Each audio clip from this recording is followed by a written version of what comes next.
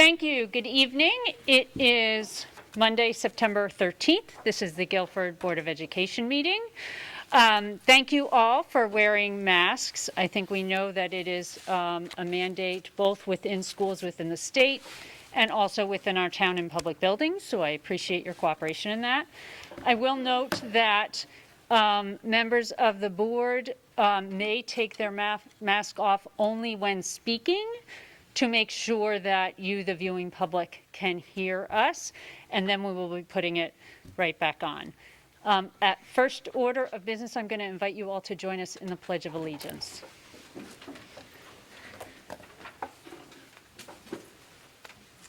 I pledge allegiance to the flag of the United States of America and to the republic for which it stands, one nation, under God, indivisible, with liberty and justice for all.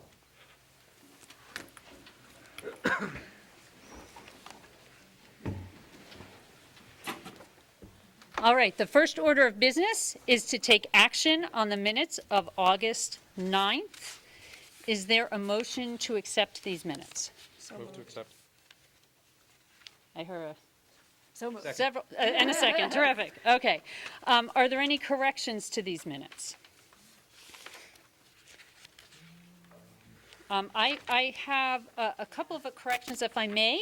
On page 2, I'd actually like help on figuring out what the correction is. Under 8.1, among hiring, it says a choral music teacher for orchestra and general music at Baldwin.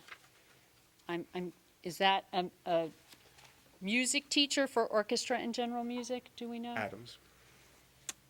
It's, That would be at Adams, not at Baldwin. Adams. But it says choral music teacher for orchestra is what I'm trying to. So is that teacher teaching orchestra and general music? I'm sorry, Dr. Balistraci, can you direct me to what? I'm so page? sorry. Yep, 8.1 Yep. on page 2, thank you. under update on hiring and vacancies, 1, 2, 3, 4 lines down. Halfway through the line, a choral music teacher for orchestra and general music. I think we want to strike the word choral. We That's what probably I thought. We Okay. probably updated in the choral hire at the last meeting. This is a music teacher who will be taking sections of both orchestra and general music. Wonderful, thank Thank you, you. Dr. Freeman. On page 6, under 9.4, first paragraph, third line, second line, 4 vendors submitted bids for the runs, and they are recommending that the bid be awarded to the bidder with the lowest bid. I'm a little confused by the 4 bidders with the lowest bid. So perhaps just the bidder with the lowest bid? Lowest Yeah. bid for each Yes, so just strike the word for. Okay, terrific. And then on page 7,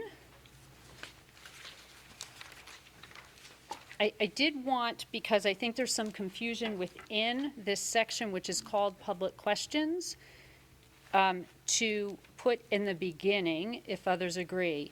Dr. Balistraci noted, due to large public attendance at the meeting, that the board would receive comments and record questions to respond to later. Yeah, that makes sense. Okay, Yep. is that, okay, terrific. And then 2 additional corrections. The 3rd paragraph under public questions, Rachel Daniels read the text of a petition instead of position. And in the last paragraph, starting at the end of the 3rd line, it says Dr. Balistraci, I can't even say my own name. Dr. Balistraci noted it should say Mrs. Sullivan.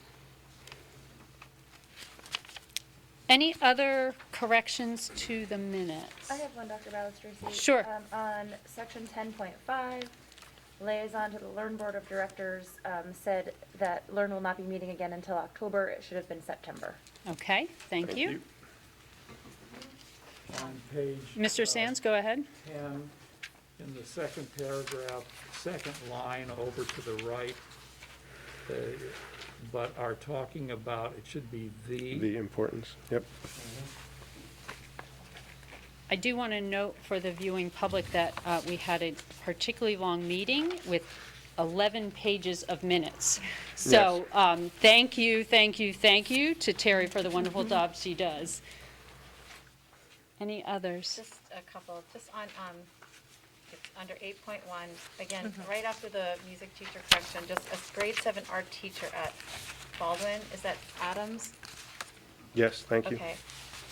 And then the only other item I would just ask could be just an addition or clarification under 9.2. Could you give us second a paragraph? page number, Sorry, please? page number, my staple is blocking it. 6, I Page think. 4. 4. Sorry. Okay, thank you. It just says, Mrs. Rader noted that she was the Board of Education representative on the committee, and she was struck by Ms. Hammond's warmth, passion, excitement, and desire to fully engage with her new learning community.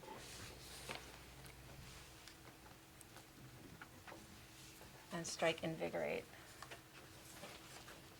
That's it. All right. Any other corrections? Again, Terry, thank you so much. That was a very long meeting to keep track of. All right, I have heard a motion and a second. All in favor of the minutes as amended, please say aye. Aye. Any other? Okay, that's a unanimous vote. Thank you.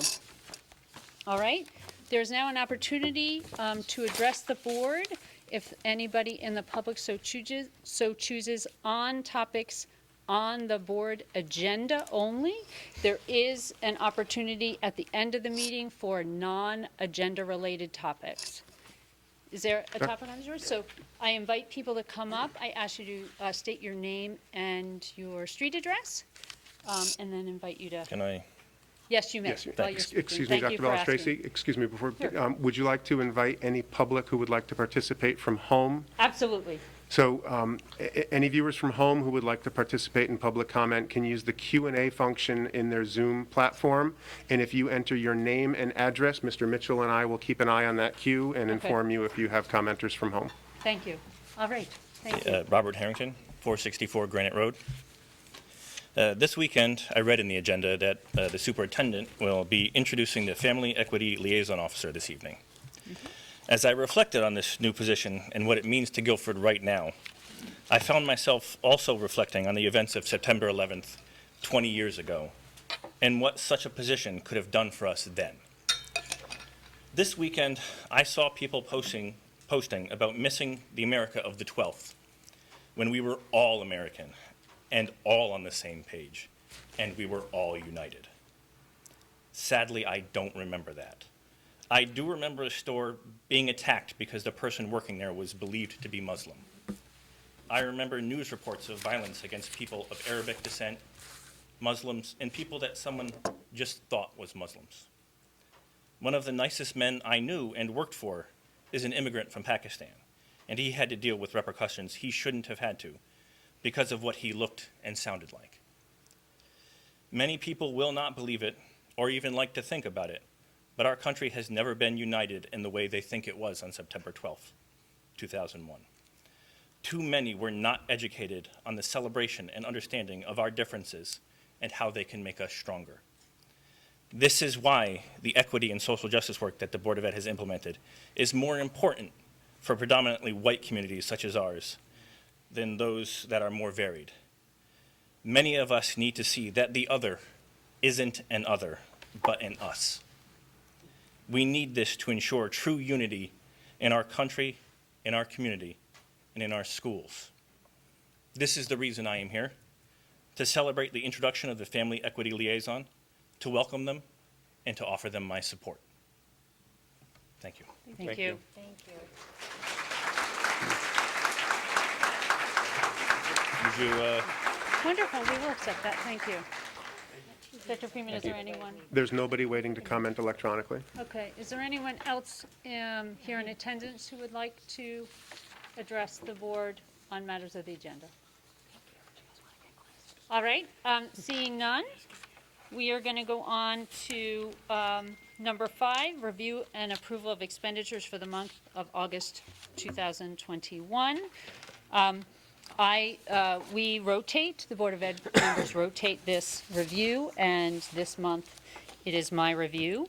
We will be reviewing and approving August 2021 financial reports as they relate to the finalization of fiscal year 2020-2021, and I will do those first, and then August 2021 for this fiscal year. The expenditures for the month of August as they relate to the 2020-2021 fiscal year were $83,721.07. Expenditures and encumbrances for the fiscal year were 99.92% of the budget as compared to 99.58% of the budget in the prior year. We are ending the fiscal year 2020-2021 year with an unexpended balance of $50,700.54. I think my colleagues and some of you in the audience have heard me say this before, but it is an opportunity again to thank the administration, to thank Mrs. Trudeau in particular, and the business office for doing a remarkable job with our finances in a year where we expended hundreds of thousands of dollars on COVID supplies and other resources needed to support the safety and health of our students last year, as well as support their learning in remote settings. So again, I just want to thank the administration and Mrs. Trudeau's office, and certainly Mrs. Trudeau herself. Thank you. For this final report again for fiscal year 2020-2021. We did go into some detail in the Operations Committee meeting just prior to this, but I do welcome any comments or questions from my colleagues before we approve this report. None at this time? All right, so I am going to request a motion to approve the August 2021 financial reports for fiscal year 2020-2021. So moved. Second. All right, all in favor? Aye. Aye. Okay, that is unanimous, thank you. And now, August 2021 financial reports for this fiscal year, 2021-2022. Expenditures for the month of August were $4,114,950.22. Expenditures and encumbrances through the end of August were 13.93% of the budget, as compared to 13.42% in the prior year. Revenue for August 2021 was $15,201.25 for Medicaid. I will note, and you may hear us in future meetings, that one of the things we discussed in the Operations Committee meeting, you may hear us when we give these reports, is that we compare spending to the prior year. We are going to be, as we move forward this year, trying to do comparisons for the prior year and the year before that because of the unusual spending patterns last year due to COVID. So we are going to include that additional year.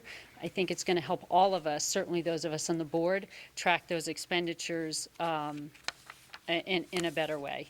Again, we went over this financial report and the warrants in more detail in the Operations Committee meeting, but I welcome any input from my colleagues before we vote on these reports.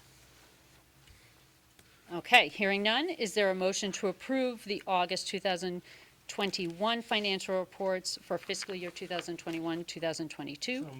Second. All in favor? Aye. Aye. Excellent. All right, thank you. Next on the agenda, are there any communications that any board member wants to report that have come in the last month? I will note, and I believe I forwarded it to all of my colleagues here, I did receive a couple of emails from members of our community who no longer have students in Guilford Public Schools who appreciated the newsletter that went out. The administration sent out and the board sent out a newsletter this year to all community members. This was done because we really felt like it was hard to communicate to the general public last year, given the pandemic, given that so many of us were kind of isolated in a way that was unusual. We didn't have a lot of the public events in our school system that we would. I hope all of you all received one as well, but we did get some positive feedback on that. And we did get a couple of emails, I think expected emails with parents that had questions about masks, recess. Thank you, yes. And different protocols that have changed since the school closed last Yeah. year. So I think those, were expected, but we did get a few of those. Absolutely. All right, Dr. Balistraci, if, Sure. may I comment? absolutely. There was a communications this past weekend that I did want to comment on, if I may. We received communications, and there's been some conversation about an equity and inclusion statement that exists on the Guilford High School website, specifically on the music department's website. I just want to really briefly note that those concerns were raised this weekend. There was some conversation into the district, and I believe in social media, around that statement. I do want to note three things quickly. One is that statement has been on the high school website for more than a year now. That statement was presented prominently and proudly more than a year ago and has been on the website in that position for more than the past year. I think it's worth noting that during this budget cycle, when there was so much attention around music staffing and the music program and the music department, this statement was public all through those rather lengthy public conversations about music offerings and music in the community, and concerns weren't raised at that time. I also want to talk about the content in the statement. The statement includes 7 specific bullets. Those bullets align with the position statement that this board adopted later last school year. They also align with the work that we've been doing in the district, particularly when we talk about the curriculum self-assessment that we've been conducting in language arts and in social studies, and when we talk about making sure that we have texts that come from diverse authors and represent diverse communities. The statements in the music equity position make those same statements. In fact, the 7 bullets note that the music department here in Guilford High School is committed to seeking out culturally responsive and socially conscious music and texts, to program authentic music from diverse cultures, to purposely select music from a diverse range of composers, to contextualize music with performers and audiences, to strive for representation across programs, concerts, and seasons, to prioritize guest artists and clinicians from underrepresented populations, and to continue working to remove economic and other barriers to create a safe space for all students within our musical program specifically. I just want to note that we continue to support and be proud of those positions as articulated by the board and by the music department specifically. And then finally, I just want to note, I know there was concern about a source that was cited. After those 7 bullets, there's a note that that statement was adapted from blackvoicesmatter.org and another Connecticut high school. Those 7 bullets were derived and distilled from a piece that organization published that has 41 bullets. I want to note that I believe that the music department here is really illustrating the point we've made all year long about critically using sources. They went and looked at a source that had 41 statements about equity and inclusion. And they culled out 7. They reworked 7 that they thought spoke specifically to our program and our community and our students. I again want to be really clear that when we selectively and critically use a source to inform work and decisions and conversations in the district, it doesn't mean that we're blindly endorsing that source completely. I have quoted selectively and critically from people like D'Angelo and Kendi all year long. That doesn't mean that we are wholesale adopting or preaching a text, but we're critically selecting points. And I just want to note that I remain supportive and proud of the the music teachers and the music department here in the high school and here in Guilford Public Schools. I appreciate the conversation around this topic this weekend and wanted to share it with the whole community. I thought it was valuable for a broader context. So thank you for the time. No, absolutely, thank you. Any other communications that anyone wants to bring up? All right. Actually, Dr. Freeman, I'm going to turn it back to you. Student representatives is next on the agenda, but typically we are joined by our student representatives starting in October, so we certainly look forward to their joining us. So Dr. Freeman, I'm going to turn it over to you for the superintendent's report. Thank you. And if I can just ask for a slight consideration, I'm going to address all 4 items on the agenda, but I'd like to do them in a different order, if that's Sure. possible. Absolutely. I'd like to start by taking a moment, and it's really nice to have such a large audience here tonight, to introduce new faculty and staff who will be joining the Guilford Public Schools this year. These individuals were introduced already to the team internally at convocation as faculty and staff returned. But if we can direct everybody's attention to the projection screens, we'd like to introduce new members of the Guilford Public School team to you tonight. And Mr. Mitchell is going to walk us through this. For the district, Caitlin Lombardi, Technology Integration Instructional Specialist. Sarah Martin, School Psychologist. Melanie Roberts, Human Resources Coordinator. At A.W. Cox Elementary School, Natalie Hammond, Principal. Fatima Hassan, Connecticut Teacher Residency Program, Mentee. Rebecca Luther, Speech and Language Pathologist. At Calvin Lead Elementary School, Shauna Clifford, Speech and Language Pathologist. Emma Velez, Special Education Teacher. At Guilford Lakes Elementary School, Anna Armis, Paraeducator. Kara Carell, Paraeducator. Claire Dunn, Paraeducator.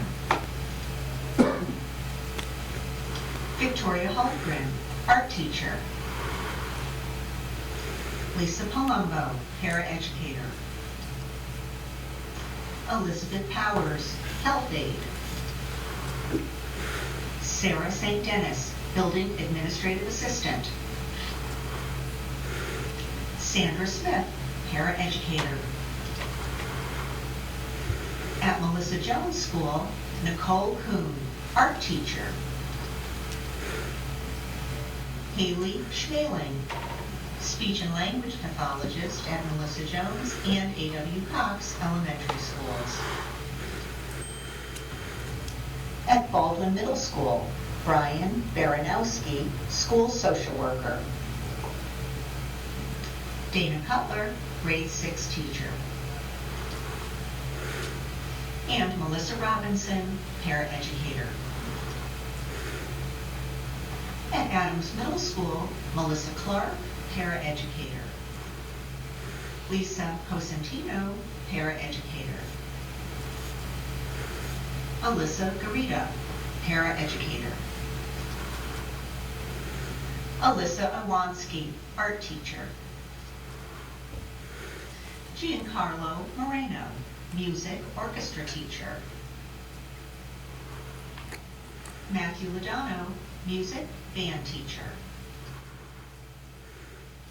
Liam Norton, Social Studies Teacher.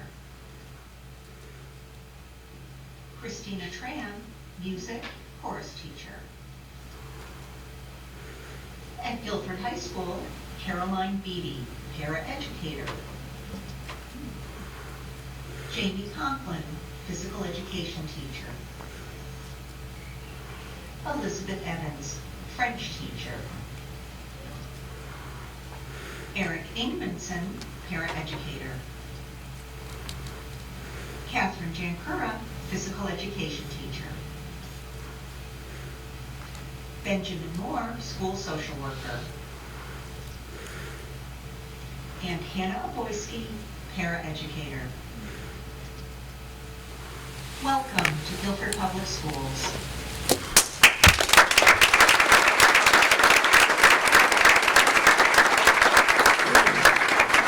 I don't know if any of the new staff or faculty are still here. We did get to meet a number of them in person, the Board of Ed, in the half hour just prior to this meeting. So if some of them are here, let me again say welcome. We are very excited that you've chosen Guilford Public Schools as a district that you would like to work in. And we are just excited to have you and hope that you have a successful year and that we will be working with you for a long time.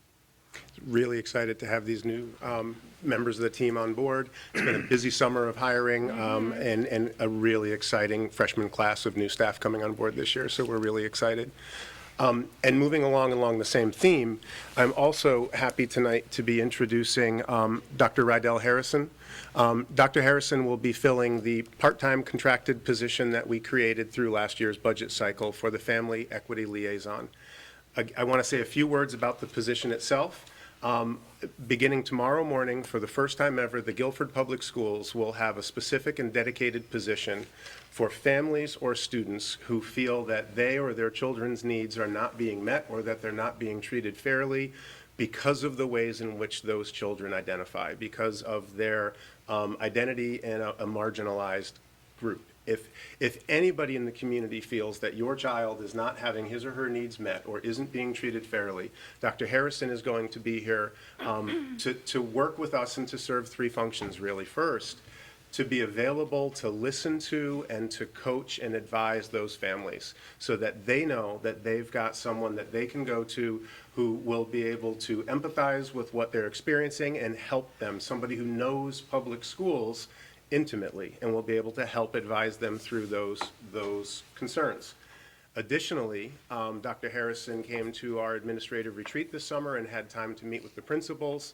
He is an exceptional educational leader and administrator and has experience in developing principals. And so his second role will be to coach our principals and help our principals to more proactively develop the kinds of environments in our schools that will always be culturally responsive and sustaining, so that they are welcoming and supportive places proactively for all of our students and families. And finally, what I'm particularly excited about is that Dr. Harrison will be here as the year unfolds to consult with and to advise me, so that together we are looking for patterns in these concerns, to identify gaps that we may unintentionally have baked into our system, so that again we can proactively make sure that our systems are in place to really be supportive of all of our students. I was excited when we created this position, and I was worried that we would be able to find the right person to fill this position. I am enormously excited that we have had the opportunity to bring Dr. Harrison into this position. Dr. Harrison has been an educator for more than 20 years. He began his career as a music educator. He is currently a consultant with the Connecticut Center for School Change, and a large part of his portfolio there, not all of his work, but a significant part of his work focuses on equity and social justice issues throughout the state of Connecticut and helping districts with specifically this type of work. Dr. Harrison has been a superintendent in Connecticut school systems twice.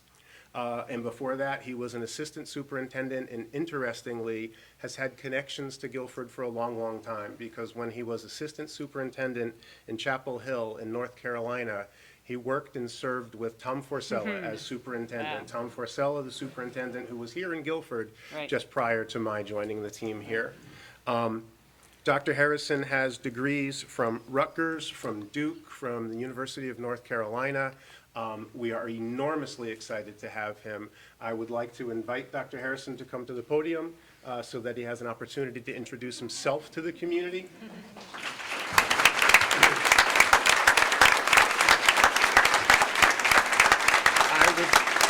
I would like to point out the Guilford green bow tie. I'm sure that is no accident. That's right. And after tonight's meeting, information about the position and Dr. Harrison, and most importantly, Dr. Harrison's contact information, his Guilford Public School phone number and email address will be made available to the community first thing tomorrow morning so that he can begin his work with us and with the community. Rydell, welcome. Thank you for being here. Thank you very much. Good evening, everyone. Good Good evening, everyone. evening. It is so fantastic to be here. And Dr. Freeman talked about my connection to Guilford. And it does go back to Tom Frisella, who said to me when I was an assistant superintendent that I should think about being a superintendent. And I said, absolutely not. I do not want to do that. And he said, you'd be great. And I said, but our districts are so big. And he said, well, why don't you go to Connecticut and think about where I was. And so Paul didn't leave, so I couldn't come here, and ended up in Watertown, and then most recently in Easton Reading in Region 9. I'm incredibly excited to be a part of this team, a part of the work that you all are doing as a board, as a community, as an administration, around the work of equity and social justice, but really just in thinking about ways that we can be really intentional in how we support our students. So Paul gave, Dr. Freeman gave some of my background and why this is a good fit for me. I started my career as a teacher, really wanting to think about how to support students, which then led me to administration because I wanted to branch out and not just impact the students in my class. Spent years as a elementary principal, middle school principal, then central office, and then superintendent. And so I come with that administrator lens, but most importantly, the piece that I think is most important for this particular position is the fact that I am a parent. And so I've shared for years that whether I was a principal or a superintendent or now family equity liaison, I think about, when I'm talking to a parent, I think about what they're sharing with me. I think like a parent first. I try to think like a dad, and what would I want for my children? How would I want someone to support me as a parent and my family as we're trying to do the best that we can for our children? And I have 5 sons from age 23 to 8. Just let that sink in. So there aren't very many issues that parents or families will bring to me that I will not have either experienced as a parent, as an administrator, as a teacher. And what I'm most excited about is being able to support all students. I'm going to end in just a second, but the thing that in getting to know the community and the community getting to know me, there are 2 big beliefs that I have that I hold really close to my heart that will drive who I am in this position. The first is that I believe with everything in my soul and my being that every educator in this district and districts all across our country are doing the best that they know how to do on a daily basis. And so this is not an opportunity for me to be in attack mode for anyone. I really, really do believe that our educators are hardworking people who really want to give students their best. I would like to just stop and... Sorry to interrupt, I just wanted Thank you. The second thing is I believe that every student, all of our students deserve excellence every day, that it can't be pockets of excellence, that it has to be excellence broadly happening in every building, every classroom, at every moment. And so my job in this role and in every role that I've been in as an educator has been to help to support the district, help to support people, our administrators, to move from doing the best that we can do on a daily basis to excellence every day. And I'm looking so forward to working with Dr. Freeman in moving that work forward. Thank you. Well, welcome. Thank you. Thank you so much. We're very excited to have you. We're excited for this position, and we're excited that you are filling this position with us. And we look forward to hearing ways in which the board can continue to support the important work you just talked about in our district. Great. So thank you. Welcome. Thank you. Welcome. I think we should clap one more time. One more time.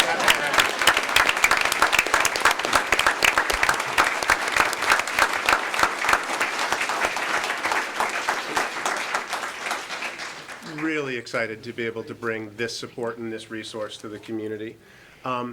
And then moving right along, I do want to give an update on the opening of schools. So today was our 4th day of school. We are back. We are back full-time, and we are back 5 days a week. We haven't clocked 5 days yet, but we are on a full 5-day schedule. is also important to note that we are back with a mask mandate. We are wearing masks. Adults are wearing masks in the building. Students are wearing masks in their classrooms.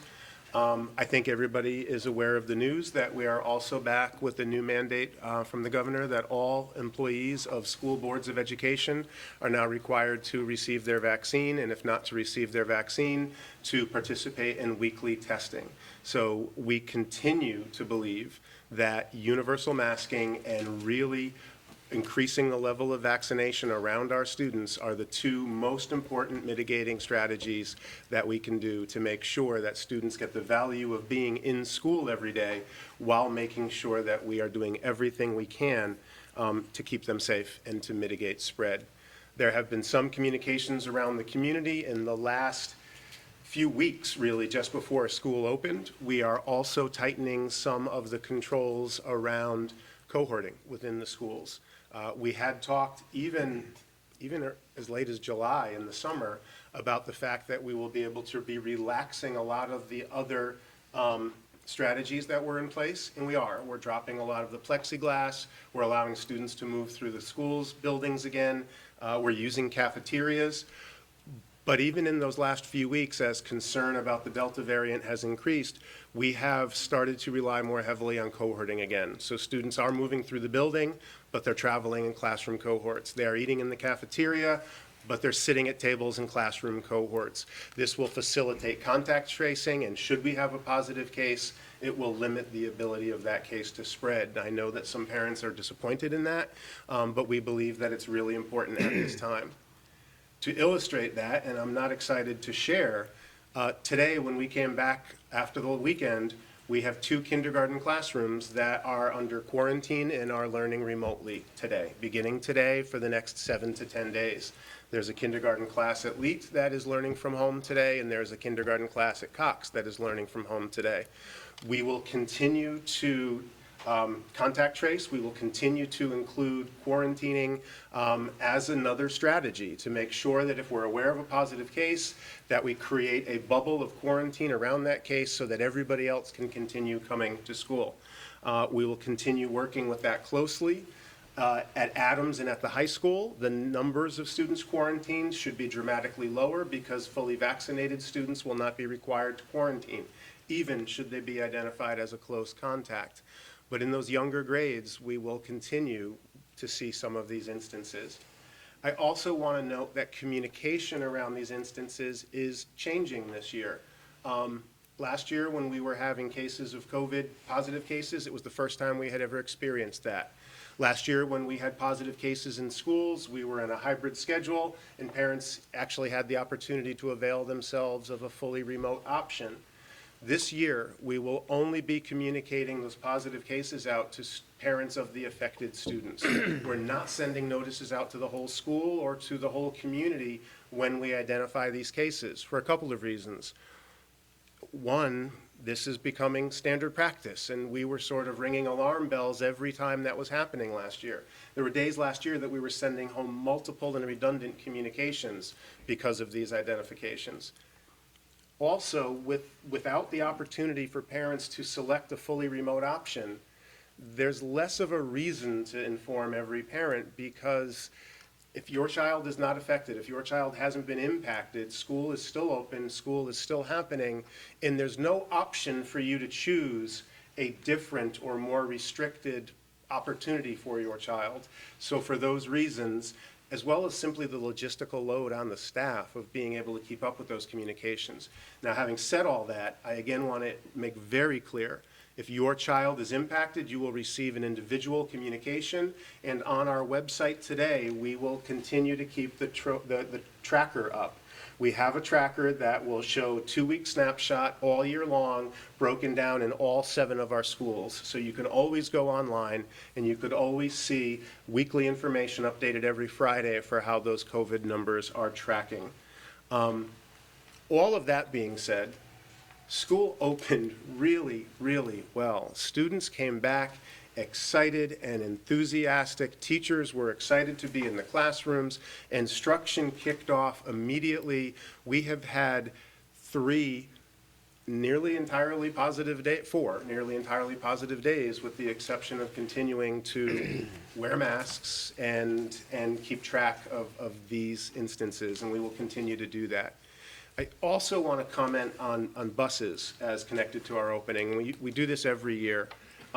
Anybody who's been following the news knows that there is a bus driver shortage in the state of Connecticut. The State Department of Education has labeled it a crisis. Driving over here tonight, there was a story on NPR about the bus driver shortage in the state of Connecticut. There are school districts around the state that have been shutting down multiple runs because they cannot find drivers to drive their buses. All of that said, we have done incredibly well. Specialty Transportation has run all of our runs for all of the 4 days. We have not had to cancel or collapse runs. We haven't had to hold students back to do tiered runs at any location. Now, it hasn't been perfect. The first day of school, the buses ran about an hour later than we would have liked. Second day of school, they still ran about a half hour later. On Friday, they were down to 10 or 15 minutes, and today they were still running 10 or 15 minutes late. Specialty Transportation has office staff members who are driving buses. Specialty Transportation is offering sign-on bonuses.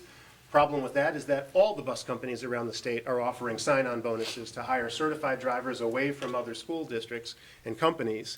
Specialty also has a number of drivers who are currently in the pipeline receiving their certification and their training, who will be coming on board with us over the next few weeks. And SDE is currently State Department of Education is looking into ways to relieve this pressure. They're working with the Department of Motor Vehicle, and they're working on responses. So I know that transportation has been frustrating for some parents in these first few days. The best news I have is that we're doing relatively well in the midst of this crisis. It's not perfect. We're going to continue working on improving the service.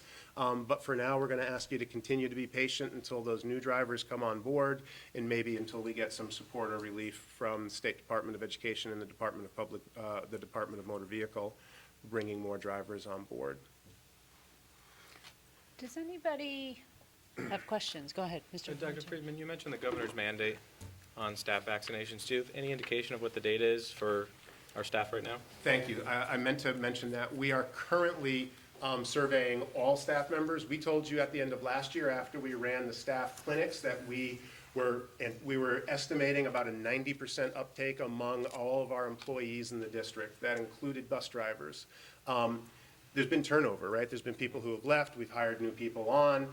So right now we are in the middle of collecting that information from our staff. We've got approximately 60 to 70% of the staff members are required to indicate their vaccine status and to provide confirmation of vaccine status if fully vaccinated. We've got about 60 to 70% in. And the rate continues to run really high. I have a feeling that rate may tail down a little bit as we get that last 30 or 40% of reports in. We will report to the board and the community what our overall vaccination rate is among all employees once we have a concrete number. We do believe it's going to be a little lower than the 90% we estimated last year because of that turnover. We are working with the local health department about providing vaccine for employees now that there is a mandate who choose to become vaccinated now. We're working on opportunities to be able to provide that and facilitate that. And again, even staff members who choose not to become vaccinated, they must then submit to weekly testing, and those test results will be shared with the district. So in either case, again, it increases that bubble of protection around all of our children, particularly our youngest who cannot yet get vaccinated themselves. Can I ask about the testing, the weekly testing? Is that going to be done at a specific place, or do staff members have to provide the results and cost? Is that a cost to the school at all? That is an individual responsibility. The cost does not fall to the Board of Education. The cost will fall to the individual. They may run it through their insurance if they choose to. Right now, many insurance carriers are not covering that voluntary, right? The non-prescribed, the non-systemic testing that isn't prescribed by a doctor is often not covered by the insurance companies. I do believe that the mandate is structured in such a way to be an incentive, right, to encourage employees to receive the 2 free vaccine shots rather than having to pay out of pocket to go weekly for the testing.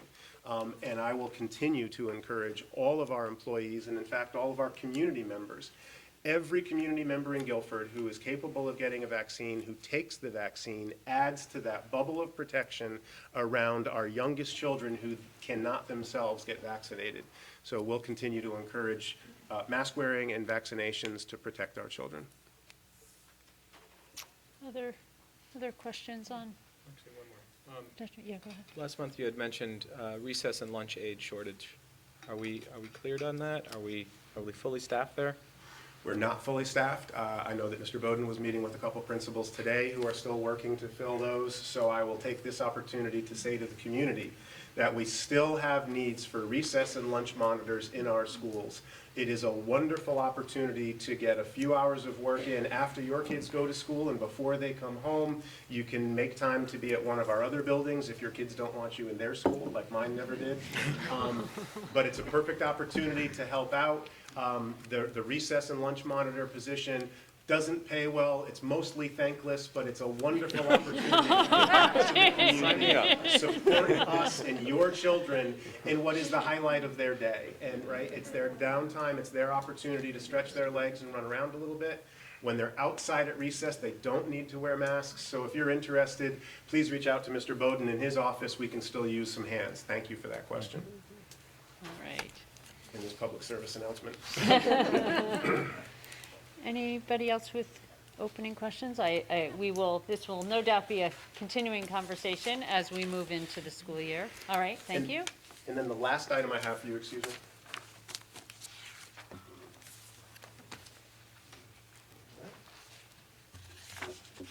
Oh, absolutely, yes. Excuse me. The last item that I have for you is an unofficial enrollment update. The board is aware that official enrollment numbers are taken on October 1st, but we gave you a quick snapshot. There's a few interesting pieces to note here. You know, immediately what I look for is class sizes. And so you will note, this time last year, I believe class sizes were running K through 4. The average class size was 18 or 18 and a half. This year it's coming in at 19. You'll notice that class sizes in grades 3 and 4 are pushing 20 this year. And quite honestly, in third grade, for some reason, we had some third graders move into the community late in the summer. Third grade, we've got classes that really are sitting at 20 in the low 20s, and that's unusual for us, but it's a bubble that came in at the third grade level. What you'll also notice is that in grade 1, there's only 11 classroom sections. Last year, we opened with a small kindergarten. We only brought 11 sections of kindergarten in last year. This year, we've seated 13 sections of kindergarten, and you'll notice that those numbers are a little bit higher and sporadically a little bit higher. Again, if you look broadly, you'll see that grades 3 and 4, the class size comes in right around 20. Grades K and 1, the class size comes in at around 16 or 17 if you work with averages. Our challenge is that we've got students that are spread across 13 sections and 4 different, if you look, you'll notice that it becomes really difficult to find a spot on this grid where dropping in one more class would have brought the numbers down to the optimum level and not getting to the point that now they're looking too small. And so we are in some tight spots in some places, but overall, I will continue to note that class size in Guilford tends to run lower than around the rest of the state. Around the rest of the state, you'd be looking at class averages K through 4 that we're sitting at 24, 25, not seeing that as a couple of the highest numbers that we have. We're going to continue to monitor this. Again, we're experiencing some withdrawals as well as some continuing enrollment. We have had some continued questions about homeschooling. So we'll continue to keep an eye on this, and we'll have a more formal report for you at your October meeting after that official October 1 enrollment date. It's interesting to note, in particular, the kindergarten cohort. I know, again, as you indicated, last year the kindergarten cohort was smaller than usual. We knew that Yep. some parents who had children who could have joined us for kindergarten chose, given the pandemic, Yep. to hold them back. And I know I was awaiting this number, a little bit concerned that it might be higher than it is and that we might not have sufficient number of kindergarten teachers, but it actually looks like at 217 at this moment that we're in good shape for kindergarten Yes, and, we originally budgeted this year for 12 kindergarten sections. We did increase to 13 because of that number. Again, that's always a moving target. Last year, we reduced by one because the number was deflated. This year, we increased by one because we Right. seem to have a little bit of that rebound. But not as much of the rebound as I was anticipating, actually. I thought we'd see another 240 number, and we didn't see that. So again, we'll keep an eye on that. We'll continue to monitor, and we'll have more information for you on that topic as well. And then a reminder, right, that these numbers become official October 1. October 1. Mr. Sands, go ahead. But for practical purposes, if somebody was going to enroll their children in kindergarten, they would have done it by now, or could they still do it? No, enrollment is open all year long. We will have students who will enroll through the first few weeks of September, and then we'll have families who relocate who will enroll as the year unfolds. It's not unusual to have enrollments on the other side of winter. So that will continue to be a moving target. It's certainly mostly in now, but it will continue to fluctuate. Well, I think we've talked about it other years, so I hope it's accurate. We do try to keep our classroom sizes small as we can and small compared to other districts. But when we were talking about the third grade classes being bigger and then they will move to the fourth grade, we do increase the student-teacher ratio starting in grade 3, correct? Yes. The acceptable levels? Yes, it's not an accident that you see 16 and 17 in K1 and you Right. see the 20 and 21 in 3-4. No, that is structural. And that Okay. will conclude my report tonight. Any other questions for Dr. Freeman on any? All right, thank you so much for that. All right, on And- to, Dr. Belcher, if we Sure. could just note, there are a lot of staff members who joined us tonight who do Wonderful. have class and students early tomorrow, and just want to make it clear, we appreciate all of you being here, and we will take no offense if you start slipping out quietly from the back of the room. So thank you for being here, but know that there's no obligation to stay through to adjournment. absolutely. And a general thank you to all of you. We once again have a standing room only crowd here at this meeting, and it's wonderful to see you all. I see a lot of green, which is also a wonderful color to look out at. We're going to move on now to the board part of the agenda. 9.1 is to act on personnel items. So I'm going to ask for a motion to ratify the appointment of the following teachers. Dana Cutler, 1 FTE at Baldwin Middle School, grade 6 teacher. Gina Wojtek, Lakes Elementary, grade 1 teacher. Alyssa Iwanski, Adams Middle School art teacher. Giancarlo Moreno, Adams Middle School music teacher. And Brian Baranowski, Baldwin Middle School social worker. Is there a motion to ratify the appointment of these teachers? So moved. Second. All those in favor? Aye. Aye. All right, terrific. Next, we're going to act on budget transfers.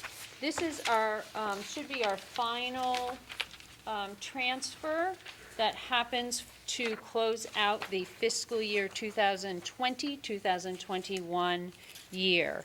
Approval is being requested for the following budget transfers to cover over expenditures on particular lines of our 2020, 2021 budget. So there is a request to transfer to employee benefits medical, $3,000, purchase services legal, $1,000, capital equipment, $6,000, and to transfer from supplies and materials, textbooks, $10,000. Is there a motion to accept these budget transfer requests? So moved. Second. All in favor? Aye. Aye. All right, terrific, thank you. All right, we are now up to reports of committees. Policy committee, does the policy committee have anything to report to us this evening? Nothing to report because we haven't met since last General Board of Ed meeting, but our next committee meeting will be September 27th. Okay, September 27th, terrific. Operations Committee, again, we met just prior to this meeting, but Mr. Sands, I don't know if you have anything else you want to add this evening? We had a very extensive report on the summer maintenance and repair facilities, and it was generally favorable. We have had some supply chain issues. Some vendors have been slow in delivering equipment, and so things that we had hoped would be done by the start of school, there are a few projects that are going to carry over for a little while, and this just unfortunately couldn't be helped. But on the whole, I think that the buildings are in excellent shape, and we should be in good position to execute this year. Wonderful. All right, thank you. Curriculum, Instruction, and Assessment Committee. Is there anything to report? We have not met since May. We meet again on October 25th, and we're working on the agenda for that meeting. Wonderful. Okay. Are there any reports from liaisons to any of our town committees? Nothing relevant from land acquisition. Okay. Anything else? The pension's doing well, but nothing new. Okay. And then liaison to the Learn Board of Directors, Mrs. Peck, is there anything to report from Learn? Yes, we had our first meeting of the school year last Thursday, which was a hybrid meeting. It was nice to see people in real life. And noteworthy items. They are fully staffed. They lost a lot of staff members and have managed to replace all of them. So they're starting this school year fully staffed, which was a challenge, and they're really excited to be achieving that. And just for the public knowledge, Learn is, it's an association of school districts from Guilford all the way up the state to Rhode Island. So it's that whole chunk of Connecticut. And it represents 7 magnet schools. So a lot of our students will attend certain magnet schools that are run by Learn. Learn also provides some of the smaller districts with tech support, with different liaisons for social services for schools that don't have enough kind of in their own district. So their goal for this year is really to start being a support system for some of the smaller districts throughout that section of the state, as well as continue to maintain some excellent magnet schools. They had double the kids enroll this year, so they were able to have, they randomly select students to attend their schools, which I didn't know. It's not chosen at all, it's just completely random. So if a school could take 500 kids, they had 1,000 apply, so that was exciting for them. And most noteworthy, they are wanting to change their logo. So if we've got anyone in our district who is attending any of the magnet schools and you'd like to offer ideas about what you think the new Learn logo should look like, you can feel free to send a note to my Board of Education email address, and I can go ahead and get that over to the director there. Wonderful, Yeah, thank you. that's it for Learn. That's terrific. And we do, in fact, as a district, as you noted, gain a lot of support for Learn in various activities that we engage in as well. Okay, so we have come to the end of the regular part of the meeting, except that there is an opportunity now for anyone from the public who would like to address the board. This is, it says on the agenda, public questions. It could be public questions or public comments. We do ask that anyone who does come forward, again, give their name and address. We ask that you stay within 4 minutes, and we are going to be keeping time. That is purely so that everyone who is interested in speaking has the opportunity to do so. It's really important that we make sure that each of you who wants to address us has that opportunity. We will also be accepting or receiving comments or questions from folks who are joining us by Zoom, and Dr. Freeman is going to help me address those questions or comments as well. So again, this is an opportunity, if there is anyone in the audience who would like to come forward, we welcome you up to the podium. Again, ask that you give your name and street address, and ask that you try to keep it to 4 minutes. So I will now open it up to anyone who might want to come forward. Yeah, I'll do that one of those. All right. Claricia Sahara. I just have a question regarding tomorrow, as it's some of the elementary schools are going to be voting places. Received an email from Principal Slowly saying that the kids won't have access to the gym, and that's the only place that registered voters are going to go into. I guess, I don't suppose, well, what about like the dismissal time? Because usually at dismissal, that's where they all wait. Is there like a way to restrict voters from coming during the? I will certainly let Dr. Freeman jump in here as needed. All of the principals at schools for which this is an issue have carefully planned the day so that our students continue to be protected for their school day, and to allow people to vote, but also to allow the kids to have a pickup and drop off that is monitored as it always is. Yeah. Do you have anything to add, Dr. Freeman? Yeah, it will be different building by building, but generally, the students will be dismissed directly from their classrooms, so we will lose some instructional time to allow for that to happen. It may exacerbate the dismissal times a little bit tomorrow. I don't think you're going to see us continue that 10 minutes better each day. Okay. But yes, voting will be taking place at Baldwin Middle School, Leet, Cox, and Melissa Jones Elementary Schools. The gymnasiums will be open to the general public, but separated physically from the rest of the building. We should have nice weather tomorrow, so PE classes should be able to happen outside, so the impact will be minimal. There could be more traffic during arrival and dismissal times.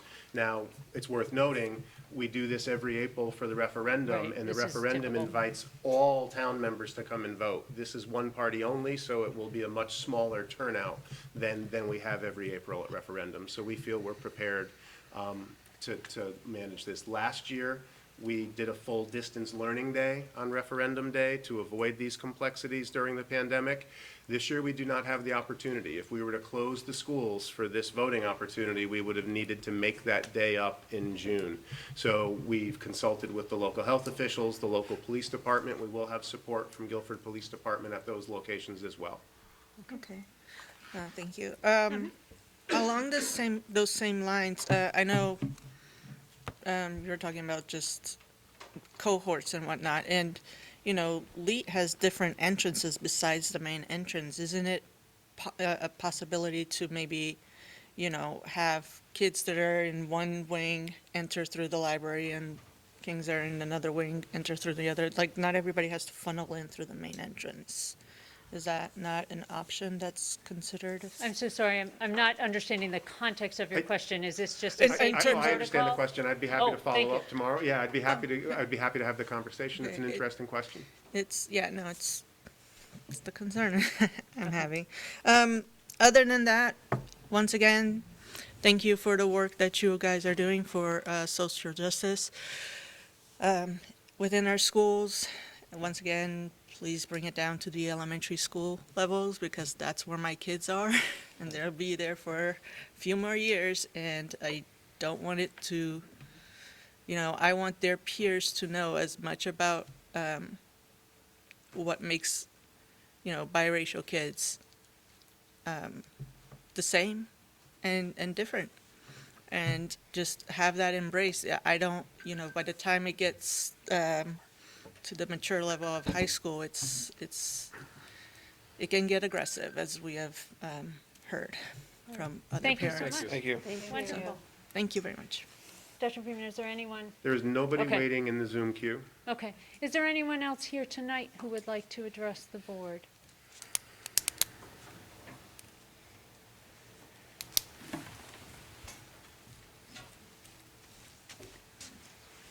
Hi there, I'm Jennifer Scoggin at 325 Old Sachem's Head Road. I'm here to voice my support for the appointment of our Family Equity Liaison Officer. As I've said at many meetings, I feel like our public school system and the Board of Ed is leaders in their efforts to provide an equitable education for all students. hiring an expert to focus specifically on maintaining and nurturing inclusive practices for all students shows your strong commitment to removing barriers to the curriculum for everyone. But I'm not alone in my support, and I wanted to make the board aware that myself and a group of other concerned citizens started a new group called the Guilford Voices for Unity and Equity. We have a very strong, rapid following, and we wanted to make sure that we were all here to welcome Dr. Harrison to our school system, and as a group, just maintain our support for that intentional focus on equity and its intersections with all aspects of student identity, including but not limited to race, ethnicity, socioeconomic status, gender, religion, and disability. So thank you for your efforts, and welcome to Dr. Harrison. Thank you.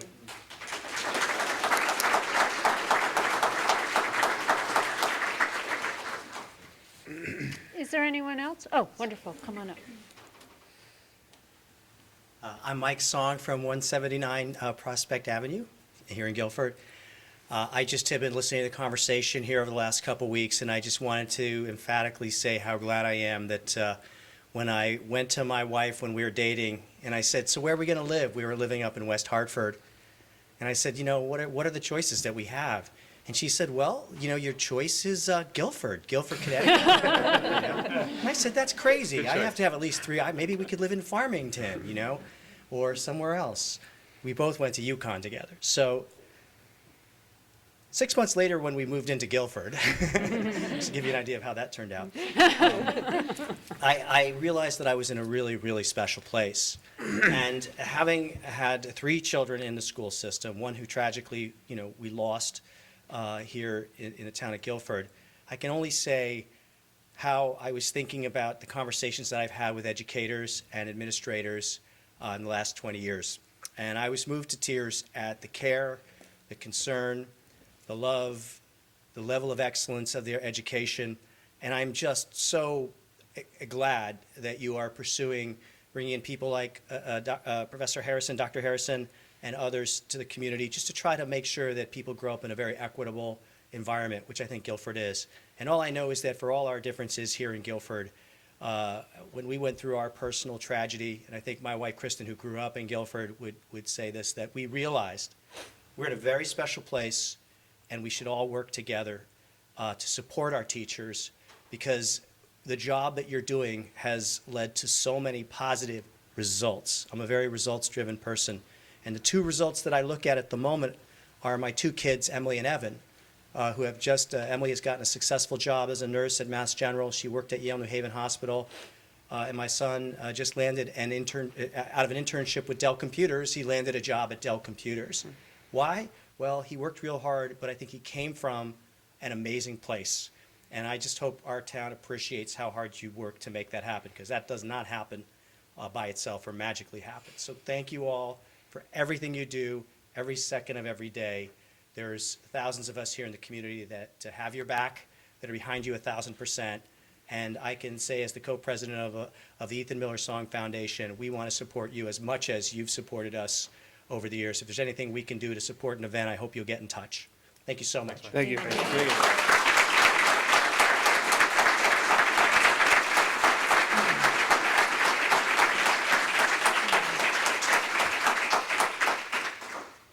Dr. Freeman, I just want to check back with you. I want to make sure nobody waiting. There's Okay. nobody waiting in the Zoom queue. Anybody else in the audience here? Going once? Someone back there. Is there someone coming? Someone's coming up now, I think. Okay. Oh, Yep, wonderful. I see it. Come on up. We can wait.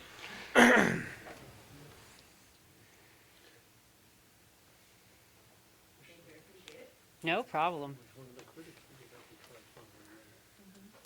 My name is Kathy Haskell. I'm at 189 Little Meadow Road.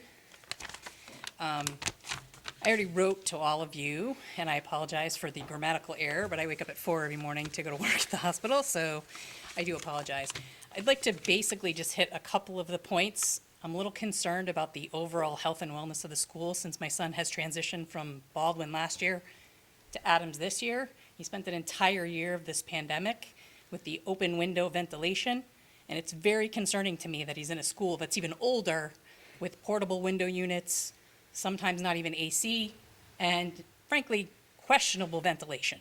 So now this year, we have a more virulent version that seems to be more concerning for the younger population, as well as siblings of this younger population. And my concern is they're packing kids into school without this proper ventilation. So I realized it's one particular school. He went to Lakes. It took 4 years of Band-Aids, issues, a fire before that ventilation system got fixed. So I'm not really sure in the era of the CARES Act, the American Rescue Plan, the abilities to have bonding and potential grants, why that's not a consideration. And I realize it's very specific, but I'm just not clear on why their overall health seems like it's okay. That notwithstanding, one of the other things that we were told was last year there was a 30-minute recess, 30-minute lunch. This year it's down to 22 minutes of each. I've requested that perhaps you can revisit the whole, take 3 minutes of each class, offer them 30 minutes of lunch, 30 minutes of recess, get outside, think outside the box, let them be 12 and 13-year-old kids, socialize, talk, be able to actually interact with one another in a way that is more healthy, natural, and not confined with masks, and in a way that is incredibly structured and incredibly unnatural for that age group. That's where they're starting to spread their wings, sort of limit us, whether it's their recess aid, the lunch aid thing, or just trying to get away from their parents. I'm trying to extend our son to ride his bike to school, try to be more healthy, and he's being penned into this very unnatural, sit here, don't eat, try to limit your interactions, stand this side of the hall, don't do this, don't do that, assign seats. It's very structured and it's very limiting. So a very small sacrifice of the 3 minutes of each class to allow them to have more natural, developmentally appropriate interaction and social relationships seems to be a small price to pay after the already 18 months of abnormal upbringing that they've had. So I'm just asking that. I don't know the other schools. I have no idea about the considerations for recess in other places, but I think that that is a huge thing. As a physical therapist, there is clearly not enough time for kids to be moving and active during the school day. Yes, they go from one class to another, they go from one floor to another. Sometimes they're only allowed to go, to a special, to this, to that. It's not nearly enough movement, and there's far too much screen time, not nearly enough movement physically for them to be able to settle and observe and retain the information that they need to have. So I would like to consider, and I don't know who this comes to you, to the curriculum folks, but ultimately, I think that's a real consideration for all levels, but I can be very specific about the request to Adams, because that's what I know about right now. I'll be So- happy to follow up tomorrow. I Okay. can reach out to you. The other thing I had a consideration or a concern about was regard to the reduction of a math position that came with the budget direction last spring. There was a lot of information and a lot of public outcry with regard to the music position, which I find to be really important. The math elimination position seemed less important to most of the community. But as a person with a child in an accelerated program, he's now in an algebra class, and yet we're providing a 12-year-old with, $150 scientific calculator. It seems that the budget was under budget, and yet the resources aren't there for the very class that he needs to take. In order for him to do this class and do the homework, we have to furnish a $150 calculator, and that's true across the board. Yes, they have some for the class, they don't have it to take home to do homework. So we're offering an instruction that they can't even follow through with effectively with appropriate resources. So I'm not really clear on why that's happening either. And so I just would like these considerations or concerns and issues to be brought about. And I apologize because it sounds like I'm a little bit judgmental and frustrated, and I definitely am. It's been a long 18 months, as I'm sure Mrs. Sullivan can appreciate, since I know she works in the same system. But all of you, I realize, have done just a really difficult job, and everybody's pivoting on a dime, and I realize that. But these are issues that have obviously been through the system, and maybe nobody else has brought it to anybody else's attention, but it's definitely something that needs to be brought to the attention, not just in the year of a pandemic or the year and a half of a pandemic, but ultimately these are things that within this system, within this town, with all the resources we have available to us, that really it should be provided. And as far as lunch goes, why are we penning them into one particular cafeteria, one assigned seat? Why can't they go outside? Why can't they be on campus? Ask the PTO, ask for fundraisers. Try to get yoga mats, try to get beach towels, I don't care what it Thank is. you. Get them outside, free range, fresh Okay. air, sunshine, vitamin D, Thank you. serotonin, Yep. whatever it is. All right. Thank So you. ultimately, I feel like those are considerations that really haven't been met and really should be met. Okay, thank you very much. I will just say for, and certainly we will take all that in. One of the things that is certainly a frustration and a limitation is that while we have received a number of the ESSER grants that have come in related to COVID expenditures, none of them come even close to being able to address large ventilation systems in schools. The other thing I will say is that our facilities director and our facilities staff with the administration tracks projects every year, prioritizes projects every year. We sat through an operations committee meeting prior to this where we heard Mr. Gurnham go through a whole host of projects that were just either completed this summer or finishing. So we are constantly looking at our schools, looking at our facility needs, prioritizing them, and putting money towards them. Any other members of the public who would like to address? Anybody else? All right. We are going to go into, we have an executive session as part of our board meeting tonight. What that means is that we, as a board, will adjourn for that executive session. We will then come back out of executive session, but there will be no further discussion, votes, or communication. So that is essentially the end of our public part of the meeting. We thank you all for joining us. It is wonderful to have public engagement in the work we're doing. So thank you. Oh, I'm so sorry. Just need to move to go into executive Oh, session. absolutely, yes. So I am going to entertain a move to go into executive session. So moved. So moved. Second. Second. All those in favor? Aye. Aye. All right. Thank you. Thanks, everyone.